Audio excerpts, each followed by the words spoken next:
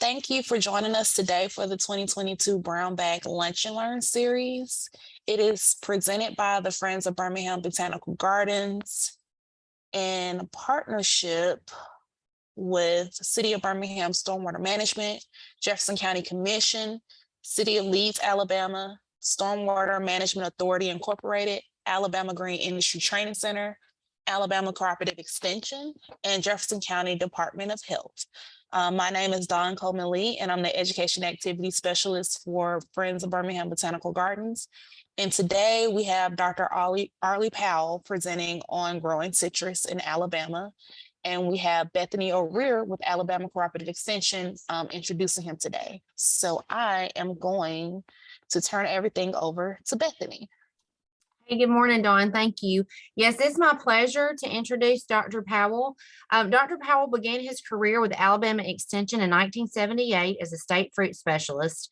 In this role, he spent numerous hours and traveled hundreds of miles each year helping Alabama's fruit producers become better at doing what they love to do.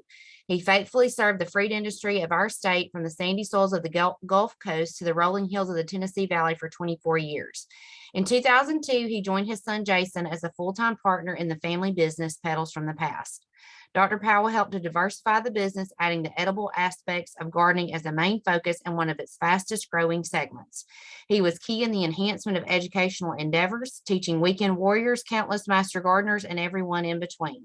Through the development of innovative techniques, including a modified blackberry trellis system and how-to videos, Dr. Powell and his family have helped foster a renewed interest in and a love for all things gardening. We're glad to have you, Dr. Powell.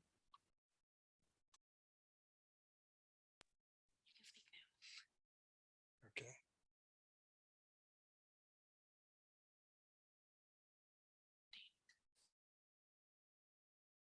Okay. Where I'm supposed to click.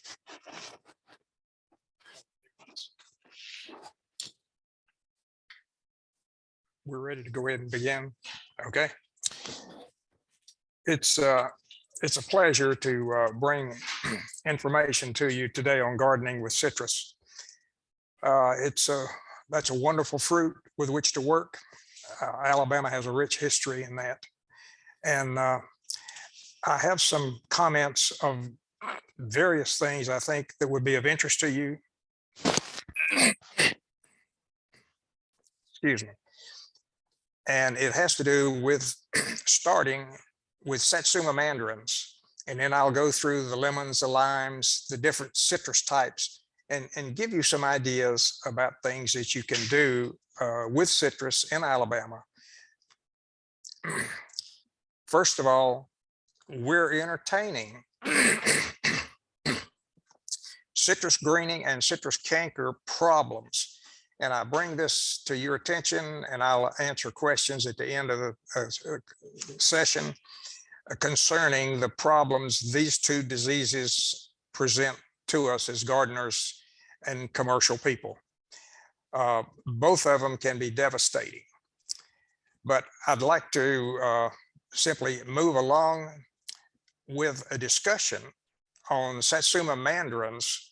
Keep in mind that the mandarin term in citrus terminology simply means that fruit that you're looking at is easily peeled. All mandarin citrus are called kid glove fruit, which means you can take a fruit and rather than using a knife or something else, you can just peel the skin right off. And in most cases, among the Satsuma mandarin, the plants produce seedless fruit. Sometimes there may be one or two seed. But what I'd like to introduce to you is the one that we have in Alabama. Among the 4 mandarin types, we're speaking today on Satsuma, and that started in Alabama in the late 1800s, moved up through the 1900s, and we were producing 20,000 acres of Satsumas back in 1920, 1930. All that's history now, but we have regenerated the industry, and we're trying to work with so many people, gardeners, who enjoy growing citrus in Alabama. but Alabama has been a citrus state for a long, long time. This is the beginning. You're looking at a plant which has been budded. This is a trifoliate orange seedling. You notice that it has a shoot coming up to the left. That is the sign portion of the tree. It was budded, and that's about 4 weeks after the tree was budded. We cut it, we lop it over, and use that part of the rootstock as a nurse limb. And then very shortly, once it gets about 12 inches in height, we cut it off. When we do that, in 1 year, we produce a plant just like the one you see here. It's nicely branched at about a height of 24 to 30 inches. It's in a 3 to 5 gallon container. And that's basically what's happened with citrus for gardeners. Years and years ago, people only planted mostly bare root plants, and you had to ship them in the wintertime. And in today's world, we grow citrus plants. We grow them, finish them out in containers, as you see here. And then those are available for sale and producing a plant that you can have bloom and produce fruit of large numbers. I should mention, among the citrus types, the mandarin, the Satsuma mandarin, is the highest producing type citrus that we have. One large tree can produce about 400 to 500 pounds of fruit. That's a tremendous amount of fruit. Now, gardeners aren't looking at that. So what we do is we put these on dwarfing rootstocks. The one I just showed you is a dwarfing rootstock. It's called Flying Dragon. It is a Poncirus trifoliata seedling. And once we bud it, and then we develop the tree that you're seeing here, after about 1 year,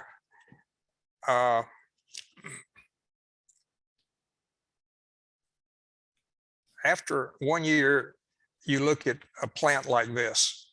This is in a 25 gallon container. This is a special citrus tunnel that I developed over the years. And we moved from tunnels with freeze covers to protect them to regular greenhouses. And I'll show you this as we progress through these slides. But this plant here simply shows the structure. This will become a tree, but a weeping tree, because that's what Satsuma mandarins are. Their branches arch downward, much like a weeping willow. The exception to that is some of the other mandarin types, like the Dancy Tangerine in Florida, that is more upright. But the type that we grow in Alabama is just exactly what you're looking at here. This tree in its second leaf can produce, oh my goodness, a peck, 2 or 3 pecks. A peck is 8 quarts, just to give you an idea. But if you get a close-up on this, let's see right here. You notice how it's branched. When that bud continues to grow upward that I showed you earlier, we cut it and then we branch it just like you see. And we don't have to branch and prune these the way you do peach trees and apple trees. So they're pretty much, they develop their tree form without doing excessive pruning to guide the development of the tree. But this just gives you an idea of how we start a tree as we move through the production process. And we can produce a tree like you saw a minute ago in about a year to a year and a half. Then in the second year, you'll have a tree like you're looking at right here. Then if you would like to see the end result, this is my home, used to be my home in Auburn, Alabama. This is an Owari Satsuma. It's at a height of about 12 feet. I covered this tree every year with freeze covers when I needed to, when we had a freeze. And that's kind of the old way of doing it, but it still, it works quite well. And I wanted to show you 2 or 3 slides of Satsumas that we grew in the Auburn area. That is one, this, if you notice, these are PVC supports, and there is a number of posts, and this is simply a row of trees, and each one, as you notice, they're hanging pretty low to the ground, but that's the nature of a Satsuma mandarin. So when you grow these trees, if you grow them, you're in an area where you can grow some outside and then protect them as you need to, you have to prop those bottom limbs up because they're full of fruit, or you have to cut them off. And what I generally do is I simply, when they're young and growing and productive, I prop them. Then as the tree gets bigger and bigger, I gradually cut them off so that the low limbs no longer exist. But these trees are about 7 years old, and you can see the size of the tree. And they are on a regular rootstock. And then I have some others that are on a dwarfing rootstock. But this is basically just looking at the side of the row of trees. I would say we've probably have about 200 pounds on these trees. On a row of about 5 or 6 trees, we would produce about 1,000 pounds of citrus. And this is what you see right here. This is Portneches, which is a Texas variety that I grew for a number of years. It is that kid glove fruit I mentioned to you earlier. They're easy to peel, they're seedless, they're self-fruitful. They have so many advantages for the home gardener to deal with rather than worrying about so many other things. Do the bees come to them? You bet. They will pollinate, and we don't need bees on this fruit because it's parthenocarpic, which is a term the botanists use to describe flowers that can set fruit and produce mature fruit like this without any pollination. And consequently, without any pollination, there's not any seed. So that's one of the advantages. And Satsuma mandarin is probably the finest cold hardy type of citrus that we grow in Alabama. We have kumquats, and we have the calamandan fruit and some others that are also hardy, but this one is probably the favorite of all of them. And these trees, when cared for, they will live 20, 30 years or better. So they're long-lived trees compared to certain other fruits that we grow in Alabama. But this is just an idea of growing them outside if you want to go to the extra trouble, if you will, to do that. But when you eat this fruit, you would know why people do it. Now, we jump from doing it outside to doing it inside, so to speak. This is a orangery that we built at Petals from the Past. Cost about $10,000 to $12,000 10 years ago. Today it costs twice that. But you're looking at 2 rows of trees, primarily Satsuma mandarins on the very end of the row. If you were walking down this row, and we use this for meetings and tours that I conduct, which I will have a tour in October on citrus at Petals. But just to give you an idea, these trees are 6 feet apart. That's pretty close, but they're mostly on flying dragon rootstock, which means I can keep the tree small. But just to show you one of them up close, the one you see on the left with the fruit nearest to me is China 9. And this is what China 9 looks like when it's about 8 years old and capable of producing on that tree 100 pounds of fruit or a little more. But the other beauty of the Satsuma mandarin is that we can start eating this variety right here. We can start eating some of these the last week of September and the first week of October. And it is sheer pleasure when you go in to enjoy harvesting fruit. Now, if you have a greenhouse yourself, you can do exactly what I'm showing you here. Or you can also do, I'll show you in just a little while, some freeze protection techniques that you could use in order to do this. I have friends that are growing Meyer lemons, that they're also growing Satsumas in the central part of the state, and they've been quite successful. You just have to remember, you hear stories sometimes about, hey, how cold can a citrus tree take it? Well, 16 to 18 degrees is about normal for a Satsuma, but they can come through colder periods if they're very, very dormant. So you have to remember, even if it's a lime, if it's a Satsuma or another cold hardy type, the thing that determines how hardy it is it gradually going into a dormancy. When we have the first cold temperatures in the 30s and 40s, October, November, they do great in slowly becoming very, very cold tolerant. But you get tolerance in these trees by waves of degrees at 30s and 40s before you start seeing the teens and the 20s. If you have your tree and it's growing with a new flush of growth and we have 28 degrees, it will freeze it badly, even at 29 degrees. So the temperature determines how much damage you see on citrus plants, but the degree of hardiness is a major factor.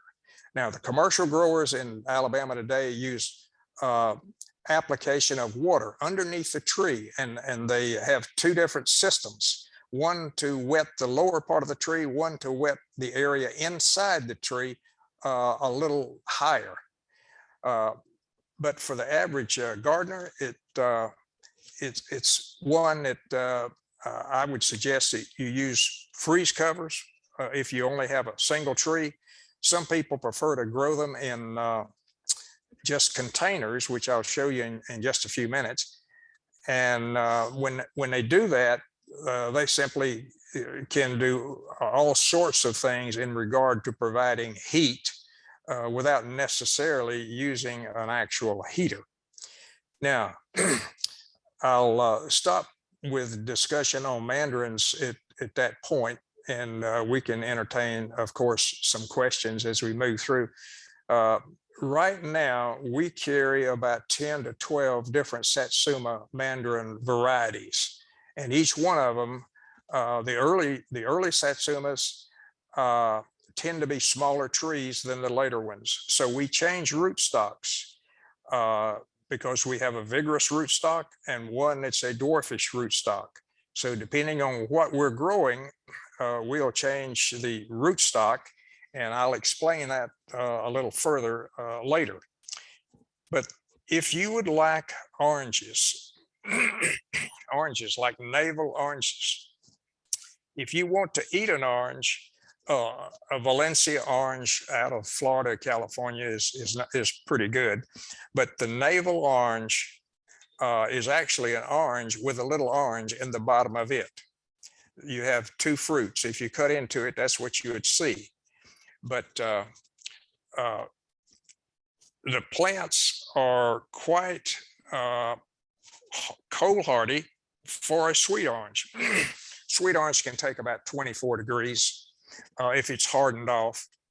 But again, this is an example of 1 in a 3 gallon with flowers. And I just wanted to show you, I use a navel orange here for an example of the flowering types that we have in citrus. That is, we have a bouquet bloom and we have a single bloom. What you see in the center of this picture here is a cluster of fruit. Part of those fruit are setting. Setting means that fruit will be retained on its pad that it grows on and the fruit stem, but most of them fall. a citrus tree normally will set about 1 to 2% of its flowers. And it will produce, if it's a big tree, it has thousands of flowers. And that's the reason you can produce so many. But if you look at some of these fruit, I'll show you a stem that has, let's see,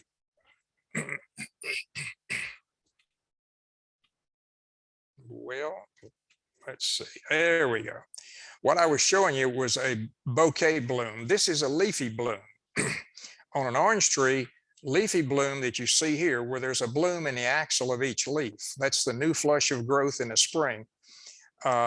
Those tend to set better than bouquet bloom. Now, bouquet bloom would be the same thing you're looking at there, but it's all flowers, no leaves. In the case of a Satsuma, actually bouquet bloom are more common and they set a little better than these.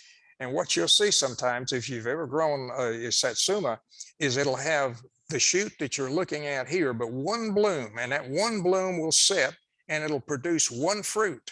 And that fruit is so tough, it's even hard to eat.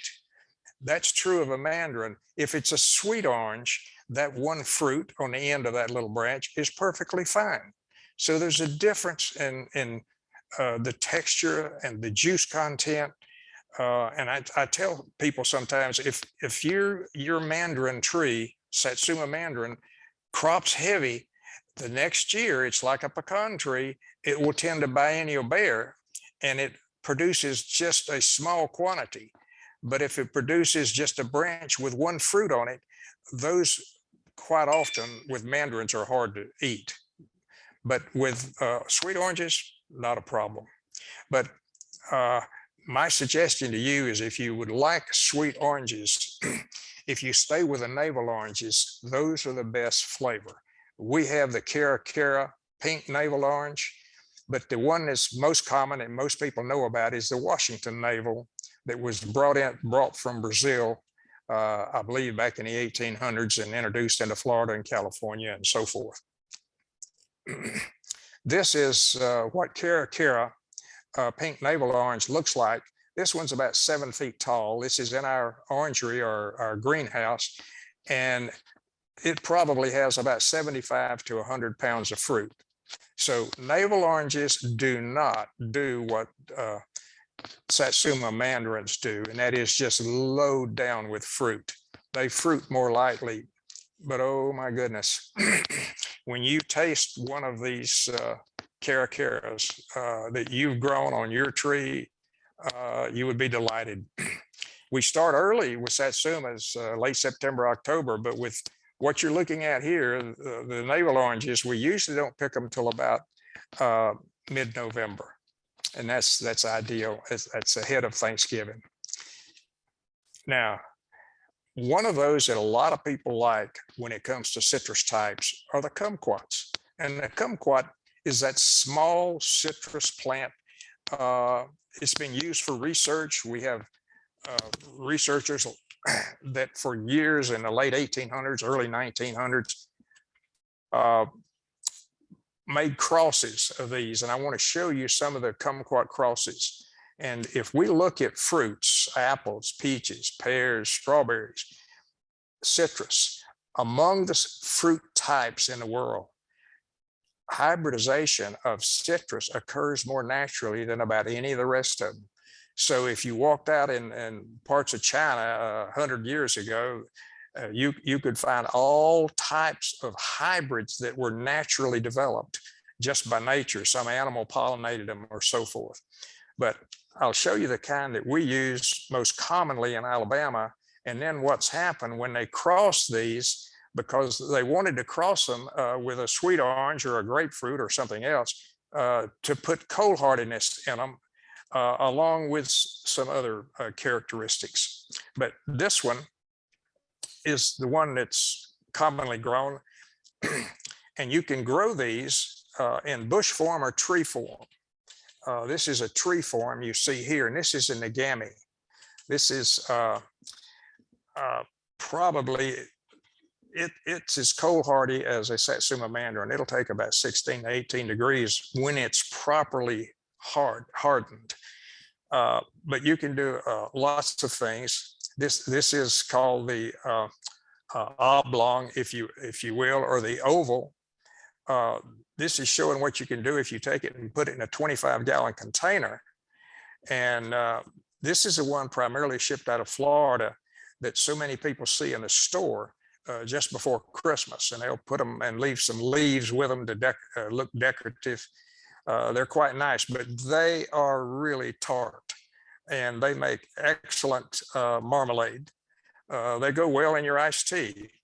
Now, this is the tree form. What you just looked at is the bush form. Notice we're coming up with one single trunk, and they would reach a height easy of 8 or 9 feet if you wanted the tree form. A lot of people would rather have them cascade over a container. And among the citrus types, this is one of the easiest to grow, and one that has usable fruit in many ways. This is a real close-up showing you the fruit, and we do cover these. This is a bush form you see here close up. Yes, they do have some seed in them, not real bad, but everything except the seed are edible. This is the healthiest type citrus that you can grow in a garden as per medical studies, because you're eating the skin. The skin is very sweet. The flesh of this fruit is very tart. Now, the next one that you'll see, this is the round kumquat. This one is sweet. The flesh is sweet, and so is the skin. And it is very healthy. And we call it the Miawa. And the Miawa is a hybrid. And it's quite nice. And I notice this is a tree form also. And again, you can go with a bush form and let several branches come up at a low height, and it'll cascade over the container with time. And it does quite nicely, but you can pop this one in your mouth and just eat the whole thing. Even the seed in it are vestigial in terms that they don't develop very much.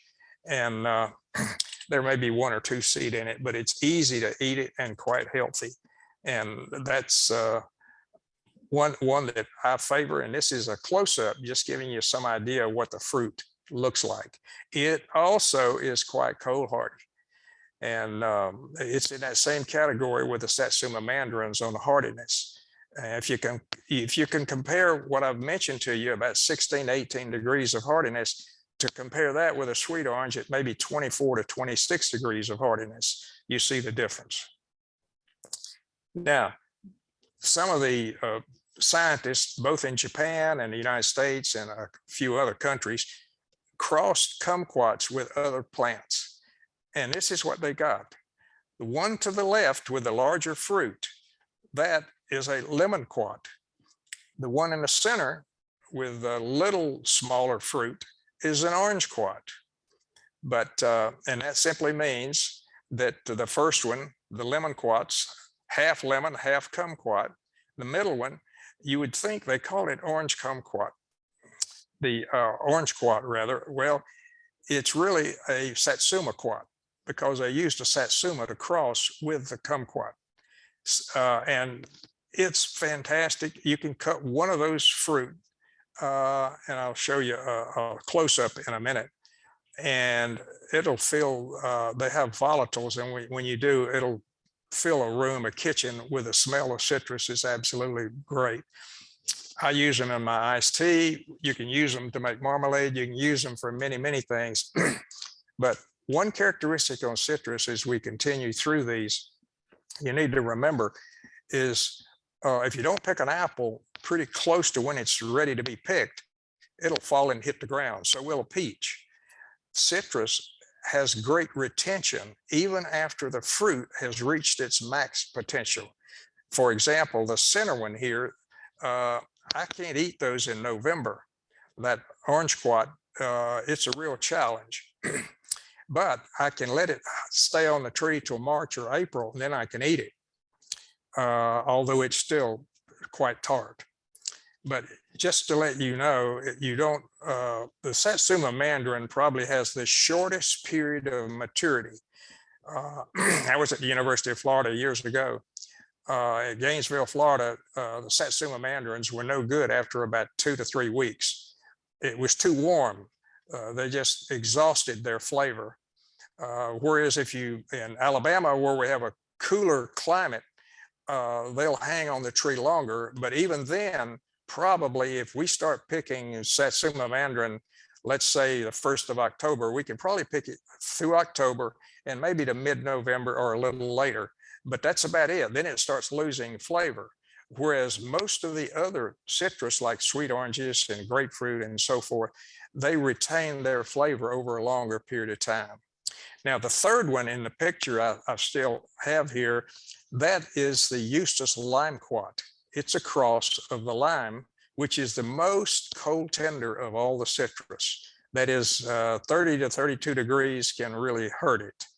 So you have to be careful. And a good example of that is the one that a lot of you are familiar with called the key lime. This plant you're looking at here on the far right is half key lime. Now, just to show you a little more close up, this is the lemon quat. It looks more like an orange quat, but the flesh on this one, if you let it ripen, you can eat this one. It's a sweeter fruit, and then is the orange quat. The orange quat and the lime quat are very, very tart. This one actually has some level of sweetness to it, but it's large. It does have some seed. This again is a close-up of the orange quat, and it's one of its downers, as we call them. You know, trees or varieties have pluses and minuses. Some of the pluses are the flavor and the aroma and all those things, and the beauty of the tree. Well, the downer on this one is it's loaded with seed. It probably has 10 to 20 seed. I've got a selection that I've been working with now for about 10 years that's more seedless, and I haven't tried to introduce it in any way yet. But that's the only thing. But I really don't worry about it. I put this in my iced tea all the time, and this one makes an absolute beautiful bush. The container I've got it in is too small, but it cascades beautifully also. And I tend to favor, bias is a terrible thing, I guess, but a key lime comes in two forms, the thornless and the thorny. If you, the one that fruits the best is the thorny key lime. But my goodness, oh, to reach your hand in a key lime and pick the fruit, you do it with great care. With this one, which is the cross called Eustace limequat, a lot of that thorniness is gone. It's still thorny, but not nearly as much so as a key lime. Now, this is as close up as I can get on what an orange quat, excuse me, a lemon quat looks like. Doesn't look like a lemon, does it? Not a bit, but it's quite renowned, and it's one that you don't see if you go somewhere to buy trees. You don't see many of these. That's a close-up of the orange quat. This one is called Nippon, and Nippon was one of the selections that was released, and there are other varieties of this. But this one shows you the limequat, and that's Eustace. And notice the shape of that fruit right there in the center above the soil in the pot. It's shaped just like a kumquat, and it basically has everything you want in a key lime, and it's a little more cold hardy, and it's quite nice. These are the kind that they use, what is it, tequila and some of these other beverages that really set them off quite nicely. But that's kind of an overview of limes, which is the most tender of all the citrus types. So count on protecting those. Now, I would say that once the hybrids I showed you, like the orange quat, oh my goodness, the orange quat, it is a cross that is just as tough as Satsuma mandarin. It's quite good. So it's cold hardy. I would compare it with any of them. So it can take it. The lemon quat and the lime quat are a little more prone to being damaged by cold. But the lemon is the famous lemon you go in the stores right now to buy. You can get Villafranca, you can get the Lisbon and all those out of Europe that you see in the stores sometimes. But this is the Meyer. Frank Meyer, USDA scientist in the early 1900s, discovered this plant in China, and they think it's a cross between an orange and a lemon. But like I said early when we first started, it was a wild hybridization of some kind. But again, see, this one you can do a tree form or you can do a bush form. But the one thing about the limes and the lemons and the kumquats is they flower more than once. Most grapefruit and satsumas and sweet oranges, they flower once in the spring. Most of these others, they flower in the spring, they flower in June, July, and they flower again in September, October. So if you miss out on setting a crop with these tart fruit in the spring, you will tend to set more fruit with the subsequent flowering periods. But if you load them down in the spring, then you'll see the flowering I'm talking about later on, but they won't set too many fruit. But this just gives you an idea of what it looks like. Now, this was one that we planted. This is a Meyer. This is on its own roots. And that's the other thing. Most citrus plants, the big ones, are composite trees. And that simply means that they're comprised of more than one part. Like I showed you to begin the meeting, there's a rootstock that provides the root system, and then you got the sign portion, which produces the crop, the fruit. Well, you're looking at a rooted cutting, Meyer lemon. All of the tart fruit, citrus fruit, are fairly easy to root from stem cuttings. And this one's about 6 or 7 years old. I had it there for about 10 years. Notice the PVC structure over it allows us to just simply pull freeze covers over it. And you can do a lot of things if you're willing to provide some freeze protection, even with some of these, what we call more tender type citrus. The other characteristic, sometimes when you're looking and somebody asks you a question about what type of citrus do you have, if you notice in the top of the picture here, those leaves, those are new flushes of growth that's coming out in the spring. Notice the pink tinge color in some of those leaves. Notice the flowers tend to have a little pinkish color. That's typical mostly of lemon. You seldom ever see that in an orange, satsuma, a grapefruit. That's a typical lemon characteristic. And let's see, the other thing I wanted to show you was, and remind you, a Meyer has thorns. And you see this ripe fruit. Two things I'm showing you here. One, notice the flowers on the left-hand side. That's the third flowering period. And this is probably in October. They're trying to flower again, and there's the first crop that you could pick sitting right there. And then there's smaller ones about the size of a golf ball on this same tree. So you've got the beauty of some of the tart fruit is that you've got different stages on the tree, and you can pick fruit throughout much of the year. What I do if this were in near my house or when I was managing, I simply go in and cut off those thorns. That way I can reach my hand inside that plant if it's the type plant that's very dense, because it's hard to see fruit and so forth. Most citrus trees, as they get bigger, the inside of the tree hollows out. The little shoot growth in it dies, the little branches, because they can't see the sun and everything else. But with some of these lemons, like the Meyer, it tends to hang on to much of that interior canopy, making it a little difficult to see the fruit sometimes. Now, this is a good friend of mine, and using his height, you're looking at a Meyer lemon that's probably about 10, 11 feet tall, and they are extremely productive. Among the lemons, I would say they're probably the most productive that I've worked with ever. And this picture was down in Baldwin County near Fairhope, and you in a freeze. The problem is some of these, like Satsuma, the Satsuma tree can take the freeze, but the fruit can't. The fruit will freeze after about 2 hours at 28 degrees. And that's especially if there's no air movement and it's a clear sky and you got a radiational freeze night.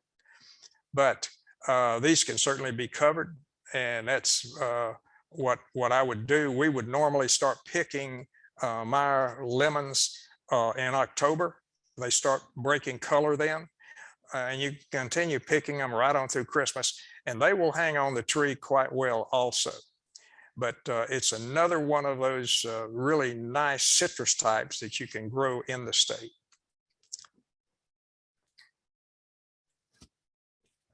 Let's see here. Let's take a quick look at limes. The first one you see here is the one you buy in the store that's in this container, and that's the Persian lime. The Persian lime is seedless. Now, if you remember, Meyer lemon has seed. Many of those hybrids I mentioned to you have seed. This is a lime that is famous for being seedless, and it's an excellent lime. We've tried to grow this one in the state at Petals. You can grow it. It's a beautiful tree. I can't get it to load down as much with fruit. So the fruiting is not nearly as heavy as it would be on some of the limes, like the key lime or the Eustace limequat that I showed you. But it is, and it'll freeze at about 30 to 32 degrees. So you really have to protect it. This is the unusual lime. The ladies in the South have historically used bay leaves in some of their cooking recipes. This is an example of one that people in the Far East use for the same thing. This is a kaffir lime. It has a little knotty looking fruit, has acrid oil in it. I like to cut it up and put it in my iced tea, but my wife does not. She thinks it's too bitter. But what they do is they simply take the leaves, and if you notice, this is a bifoliate leaf, and that's what I mean. Notice the two leaves on a common stem. The trifoliate orange has 3 leaflets. The kaffir lime has 2, and most citrus only has 1 leaf blade, just to show you the difference. But they simply harvest these leaves. They grow the plants in containers inside their house, and they use them in cooking just like bay leaves are used in the South. And it imparts a nice flavor. I had an opportunity to enjoy some of that on an occasion or two, and it's really quite good. But this one's is different. This is not one you're going to eat the fruit on. This has a separate use, and it's a beautiful ornamental also.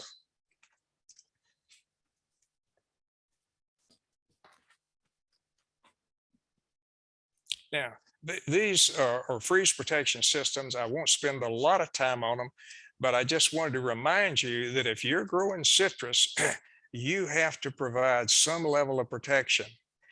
Otherwise, it'll either freeze your fruit and you still got the tree. And keep one thing in mind. People always ask me this question. If I lose the leaves on my citrus plant, will it fruit? The answer to that question is generally no. If you have one branch on that tree and that retained its foliage and it wasn't hurt by a freeze, that portion of the tree can produce fruit. But much of the stored carbohydrate that is used in flowering and fruit development is in the leaves. That's not true of certain other fruit plants, but in citrus it is. So you have to retain the leaves on the plant in order to have a good crop each year. Some of these fruit, like Satsuma mandarin, in an alternate type thing. They'll fruit heavy one year and then light the next. Some of them are very consistent. What I do on our Satsuma mandarins that are so thick is I wait till the third drop on a Satsuma mandarin when it's dropping its fruit at about the size of a nickel to a quarter. And then after that, I thin some of the fruit off the tree. But so by doing that, I consistently produce a crop every year.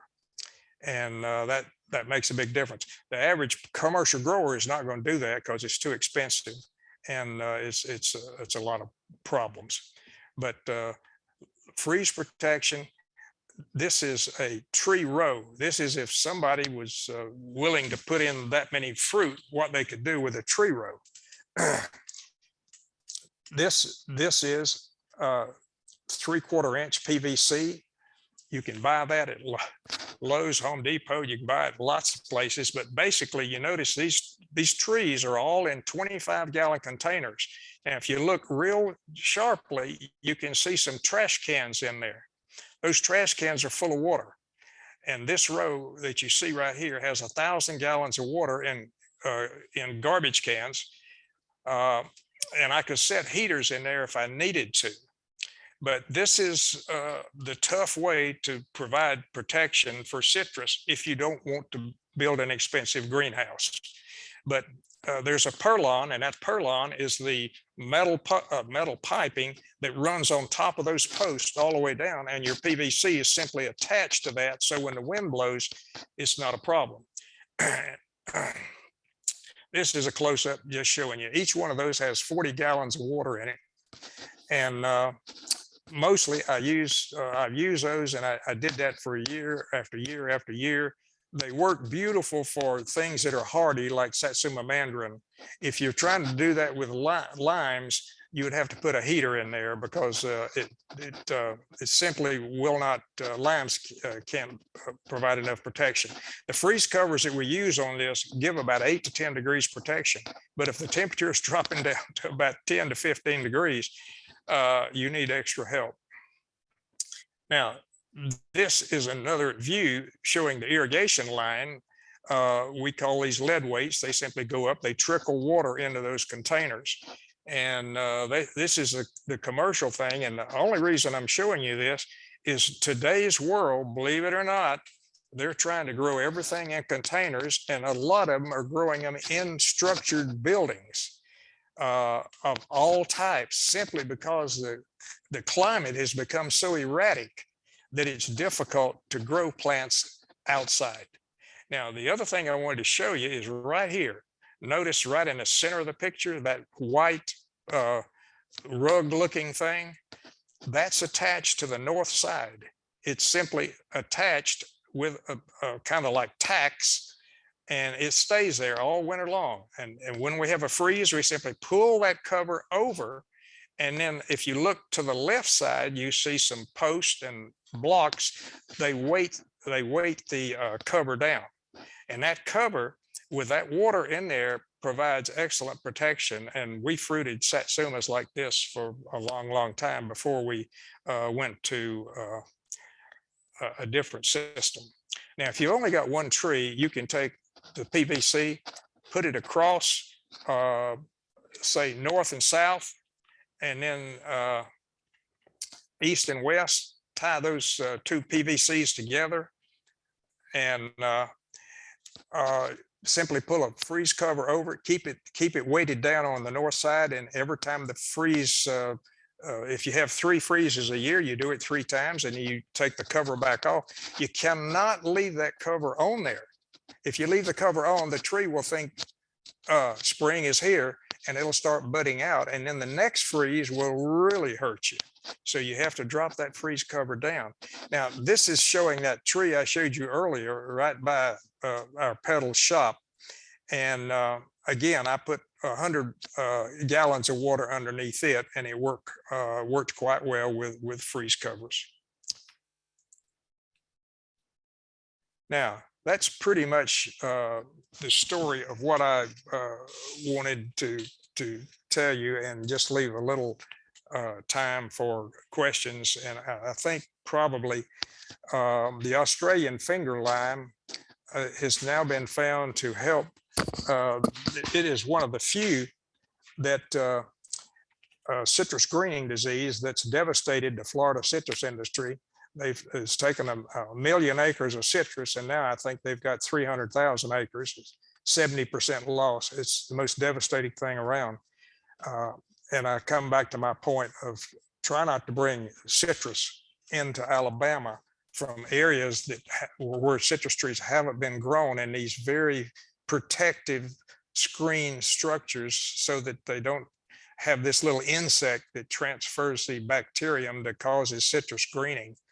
But the Australian finger lime, they're now using that plant. I grow those, and Florida has just released an Australian finger lime that's red. Most of those that I grow are of kind of a purplish color.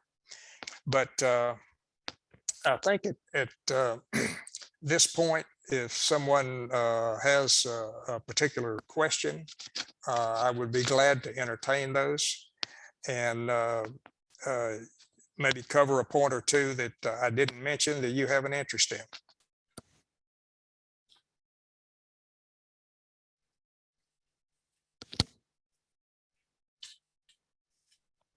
Just give me 1 second. I'm going to come over there and stop your screen share.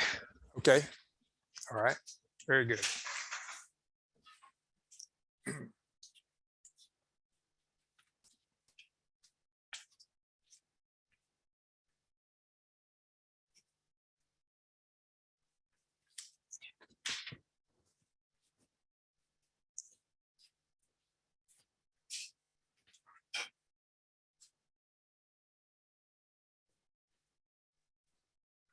Okay, we do have a few questions. The first question I saw was in the Q&A box, and Jennifer Ward wants to know, in order to control the size of my lime and lime trees, when is the best time to prune? Okay, that is controlling the size of the lime tree. That's what we're looking at. Well, first of all, if you want a small lime tree that just cascades over a nice 10 to 20 gallon size pot, we put those on flying dragon rootstock. That greatly reduces the size of the plant. That's one approach. If you already have your lime and you want to prune it, if you've got it in a protected position, that is, you can always provide freeze protection for it. If it's outside, I wouldn't touch it during the wintertime. When you want to prune it is preferably in the middle of the summer, if you're taking branches off. Now, you can take dead branches off that might be on the interior part of the plant almost any time. But if you're cutting live branches off, you certainly would let it go past the bloom period. And then as early as you could begin to, I would remove individual branches. And limes, I would make a bush out of a lime, although if you want to, you could certainly make a tree form also. But the time of year to prune it, if it's in a greenhouse, you can almost prune it anytime if it's in a greenhouse where you got it protected. But if it's not protected, I certainly wouldn't touch it in late summer or fall, because you'll decrease the ability of that plant to withstand cold. That would be my suggestion. Okay.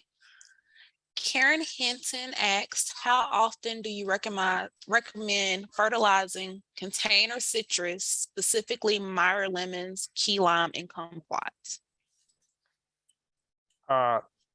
I would fertilize if it's a plant that I've just planted and I'm trying to move it along and get some size on it. I would probably fertilize it at least 3 times. I would use something akin to Osmocote Plus. Osmocote Plus, Osmocote per se is NPK, nitrogen, phosphorus, potash. If you get the plus, Osmocote Plus, it'll have the micronutrients, iron, manganese, zinc, iron, which citrus need. That's that's what I would do. And I do that with all of them. I'm assuming these were container plants. Yes. Okay. Uh, there, we have some other products. One of them is called dynamite, and they come in different sizes. Uh, your nitrogen and phosphorus and potash content on most of those will range from about 12 to 19% of nitrogen, about half that in phosphorus, and close to that same amount in potash. But once they get a little age on them, again, I would fertilize them in the spring, and I would fertilize them again probably midsummer. If you've got them protected and you're not worrying about them getting hurt, you could extend your fertilization to a little bit later period of time. In other words, with apples and peaches, we put out a little nitrogen fertilizer like calcium nitrate. We do that at the end of the season when we've harvested the crop. The problem with citrus is you're harvesting the crop mostly in the fall and the winter. So you're targeting your fertilizer in a different manner. But my suggestion is, and when you look on the label on all these products, they will give you a suggested time. But if you want to move that plant, I would fertilize it as a young plant about at least 3 times, 6 to 8 weeks apart. Then when I got closer to late August, early September, then I would let up. For example, we're in late August right now. If I had a plant, that's probably the last time that I would fertilize. Where we grow these plants in South Alabama, the Satsumas, they fertilize in the spring, the grower does, and then they'll fertilize one more time, maybe in the summer, and that's adequate. Citrus do not require as much nitrogen as some of the other fruit plants do. But they're evergreen. They're not deciduous like an apple or a peach. So what I do with, just to give you an example of my 10-year-old Satsuma mandarins, I'll fertilize them with about 12 to 16 ounces.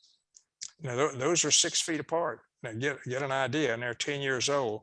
And then I'll come back and use some nitrogen again in the fall.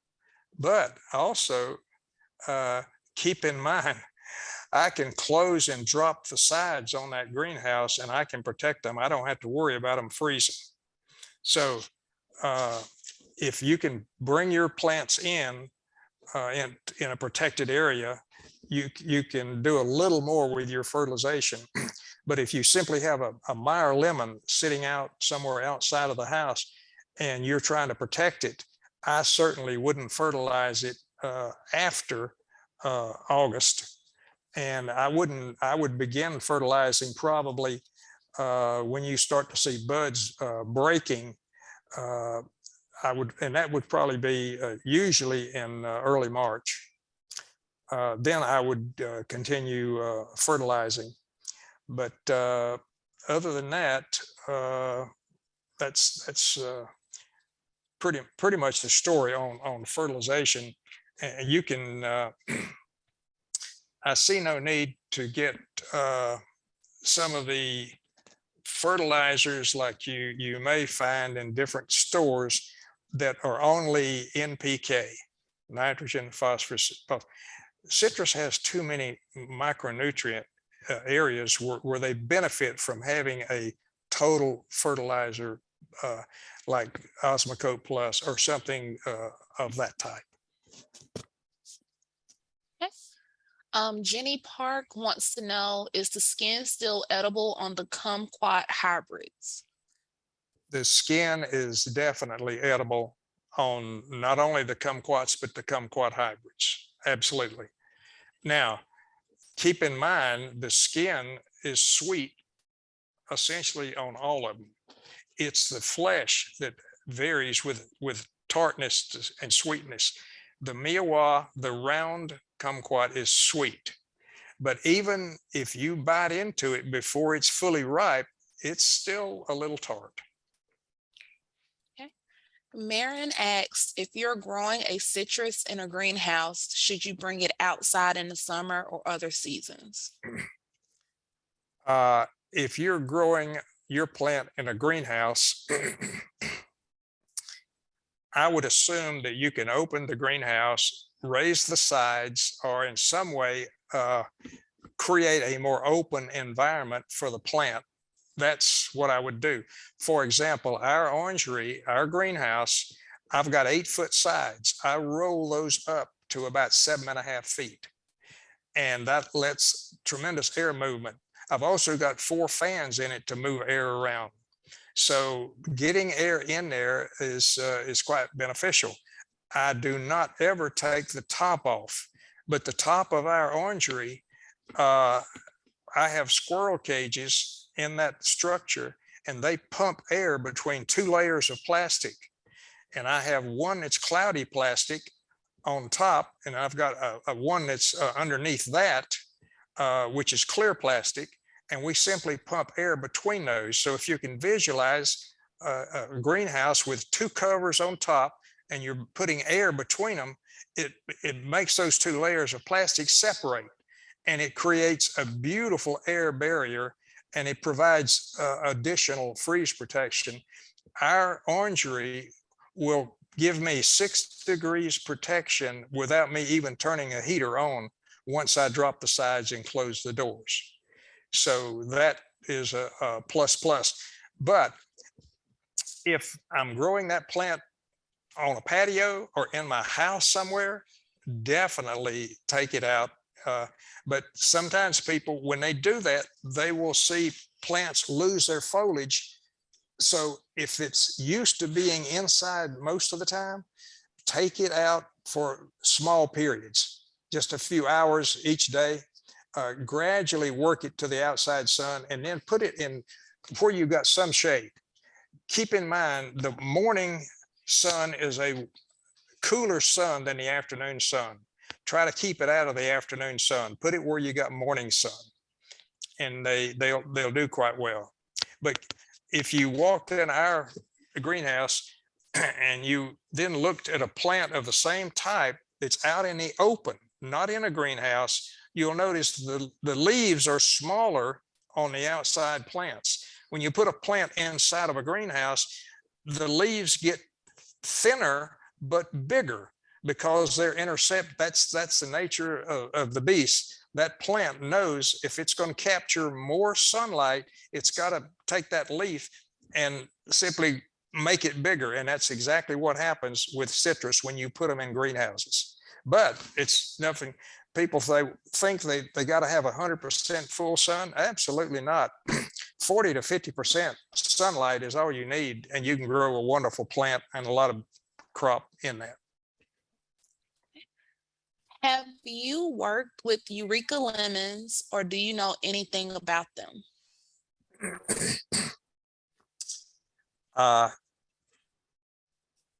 Yes, I have, and Eureka lemon is more typical of the Lisbon and Villafranca type lemons, which means they get hurt at about 30 degrees, 31 degrees. A Meyer is more like remember, it's a hybrid. The Meyer can take about 24 to 25 degrees. So the Meyer is a little more cold hardy than the other lemons that you just mentioned. Do you grow loquats? Loquats do fine. We've got loquats growing in the Montgomery area, for example. The loquat has one disadvantage in a cooler climate. Darn it, in the fall and early winter is when it flowers and sets fruit, and it's going to mature that fruit right during the winter time and early spring. So, but the plant itself is a beautiful plant. My suggestion is if you want to grow some, we carry loquat plants, and those are individual seedlings. That is, they're seedling trees.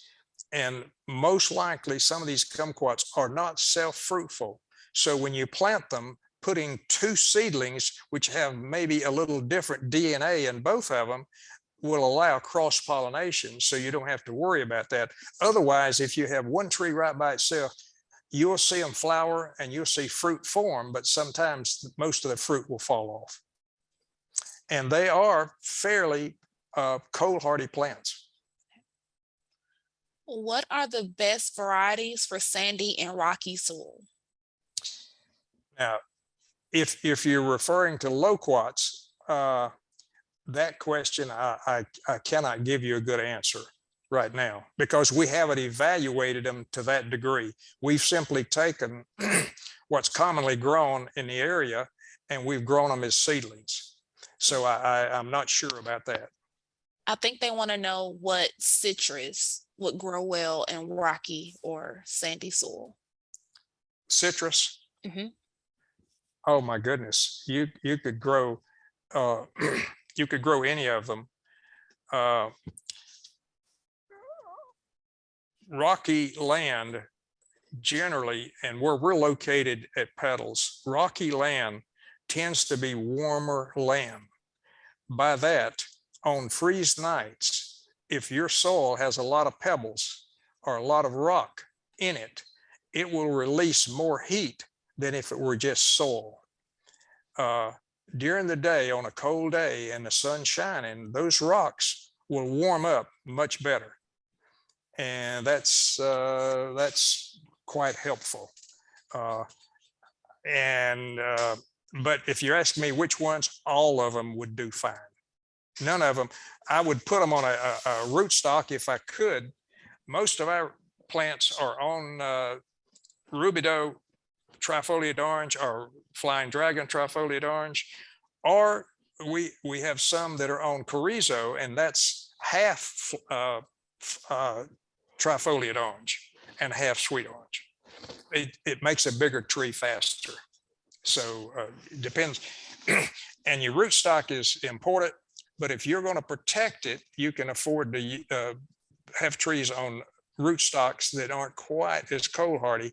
I like the trifoliate orange rootstocks because historically that plant will take minus 20 degrees. You can grow it in New York. And it imparts that hardiness to the sign that's put on that tree, the sign portion, the little bud that eventually makes the tree that you can harvest fruit from. Ray says, Dr. Powell, I live in Montgomery in prairie soil. Can I plant citrus in the ground or do I need to keep them in containers? Oh, goodness. That's an easy question and it's a hard question. The prairie blackland soil that we have in the Montgomery area, you'll have streaks of it running through that county. Then you'll hit one which is just a fine sandy loam soil. But the answer is I would probably put them in a container because that soil is so tight and the pH is 7 to 8. And citrus will grow with a higher soil pH up to 7, 7.5, but it would grow very slowly.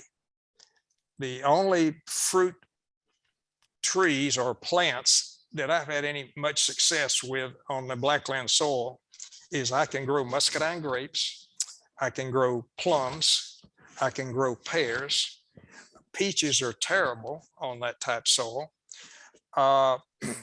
Apples are fair, but probably pears, plums, you can grow blackberries. Oh, and people always want to grow blueberries on that soil, and blueberry requires a pH of 4.5 to 5.5, and that doesn't. So I'd always build something above the soil if I were using, trying to grow plants like that, rather than growing them in that blackland soil.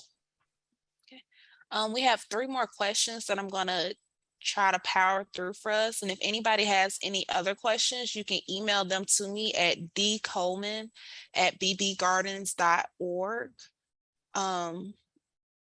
And I will get that to Dr. Powell. But our next question is, what is the safest way to remove ants in a container of citrus plants? The safest way to remove ants, we have 2 products. Most of them are, they have, one of them has boron in it.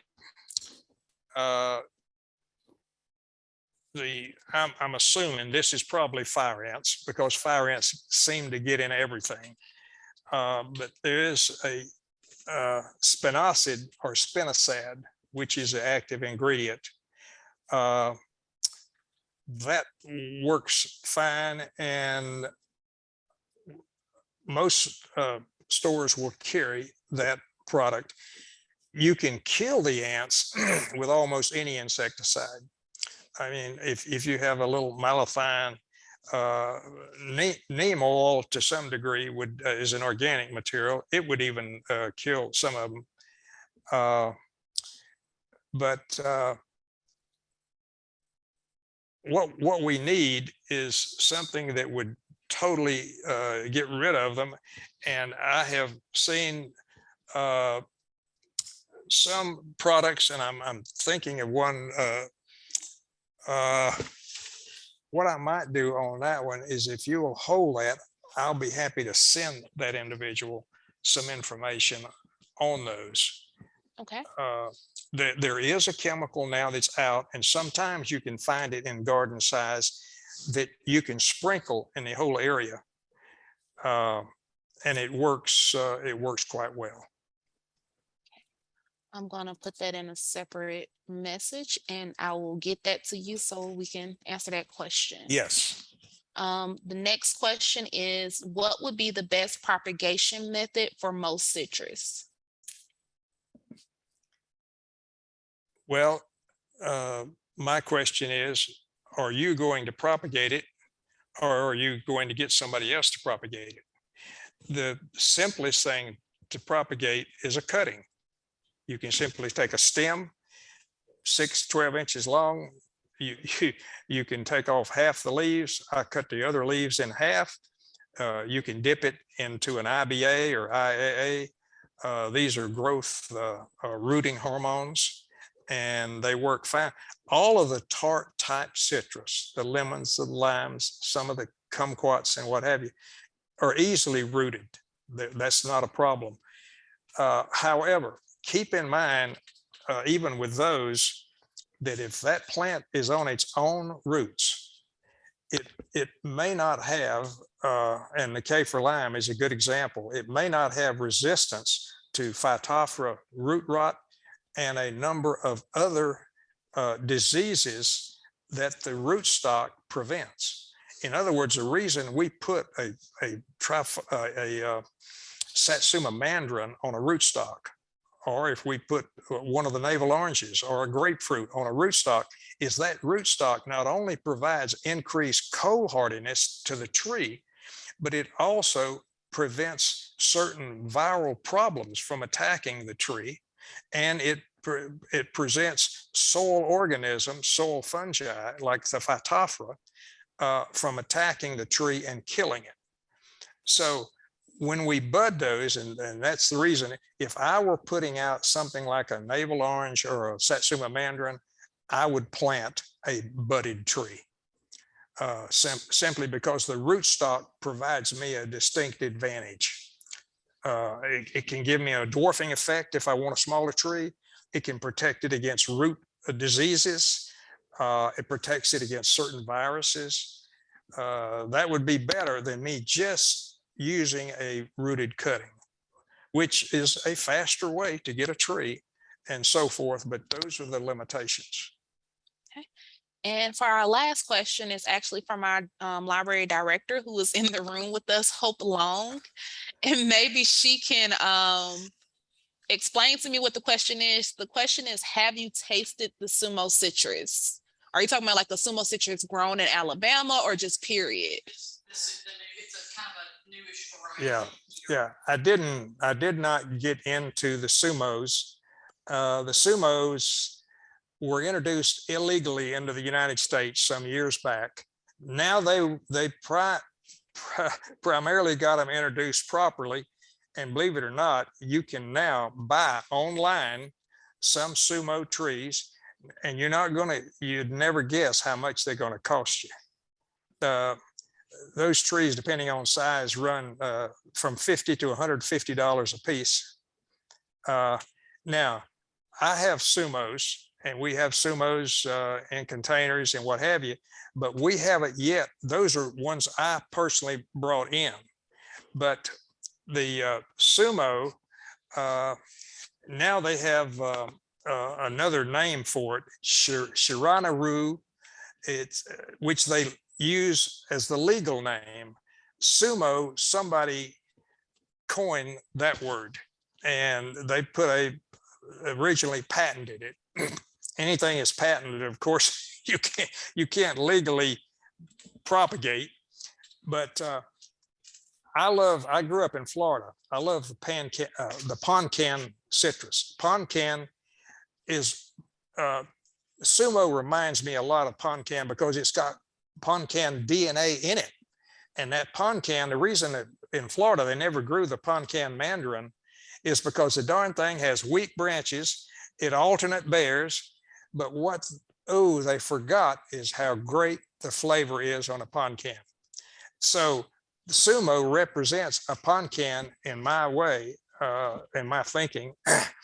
And but if you have opportunity, now I have already made arrangements to bring some in to our nursery legally, but we don't have them right now.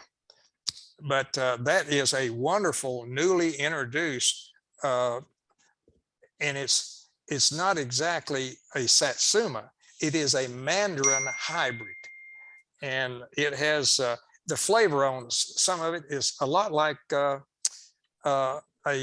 navel orange. I can taste a poncan and a navel orange and plus 2 or 3 other things when I eat a sumo. But it's now it's not early. It ripens later in the year. I don't eat them until December, sometimes early February. And see, the rush on Christmas citrus is everybody wants. It's like citrus pecans. They are Christmas pecans. Everybody wants them ahead of Christmas. Once Christmas passes and people quit buying so much of this wonderful fruit, prices drop and things level off. But anyway, you will begin, in my opinion, you will begin to see more sumos being grown, and it's a fine fruit.